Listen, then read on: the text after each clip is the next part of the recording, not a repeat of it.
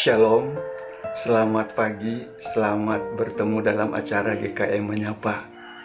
Pagi ini pokok perenungan kita adalah tentang firman dan telinga. Untuk itu saya mengajak kita membaca surat Roma pasal 1 ayat 17 yang berbunyi, "Jadi iman timbul dari pendengaran dan pendengaran oleh firman Kristus." Nah saudara, dalam Efesus 2 ayat 8, Paulus menyatakan bahwa kita diselamatkan oleh iman. Itu artinya iman adalah semacam alat penyebab yang karenanya kita beroleh selamat. Lalu bagaimana agar kita memiliki iman?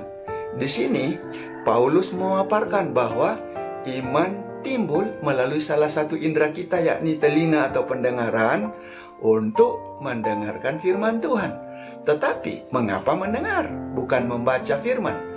Karena pada waktu itu belum ada teknologi percetakan untuk mencetak Alkitab seperti sekarang ini.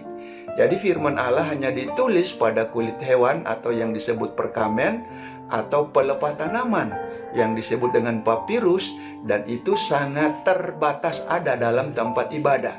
Maka pemimpin ibadah membacakannya dan jemaat pada zaman itu harus mendengarkannya dengan seksama agar tidak terlewatkan.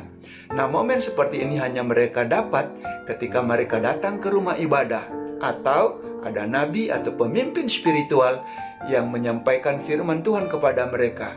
Dan hebatnya, kebanyakan dari mereka kehidupan spiritualnya bertumbuh karena mereka mau untuk mendengarkan firman Tuhan. Yang menjadi soal adalah, apakah orang memanfaatkan telinganya untuk sungguh-sungguh mendengar firman atau tidak? Ingat, iman timbul dari pendengaran akan firman. Namun sering ada tantangan untuk mengalihkan agar telinga tidak dipergunakan untuk mendengarkan firman Tuhan. Nah, kecenderungan manusia berdosa adalah bahwa kita lebih suka mendengar gosip dan cerita-cerita jorok ketimbang firman kebenaran. Nah, bagaimana dengan zaman sekarang ini? Di tengah-tengah dunia modern di mana kecanggihan teknologi musikal dan teknologi informatika, tantangan untuk mendengar firman Tuhan tentunya semakin kuat. Suara-suara dan bunyi-bunyian yang datang kepada kita lewat peralatan modern yang dikemas secara visual, terutama video, begitu digandrungi. Orang menjadi lebih tertarik untuk mendengarkan melalui media ini, sementara kontennya didominasi oleh musik non-spiritual, berita-berita sekuler, bahkan hoax. Nah, selain itu, hadirnya para penutur dengan skill menutur yang hebat, seperti pemilihan kosakata yang sesuai dengan pendengar, artikulasi kata yang jelas, intonasi yang baik, serta penampilan mereka yang menarik, tentunya memberi kesan istimewa.